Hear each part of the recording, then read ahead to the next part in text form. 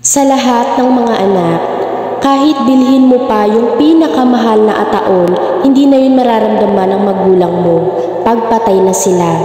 Sa lahat ng mga anak, kahit ipalibing sila sa pinakamahal na memorial, pagpatay na sila, hindi na nila mararamdaman yun. At sa lahat ng mga anak, kahit bilhin mo pa lahat ng bulaklak sa dangwa, pinakamahal na bulaklak, pag nakaburol na sila, hindi na nila mararamdaman yun. At sa lahat ng mga anak, kahit arkilahin mo pa yung pinakasikat na catering, sa burol nila, hindi na nila mararamdaman yun. Kaya nga lahat ng kaya mong gawin para sa magulang mo, gawin mo na. Habang wala pa silang sakit, lahat ng kaya mong ibigay sa magulang mo, ibigay mo na.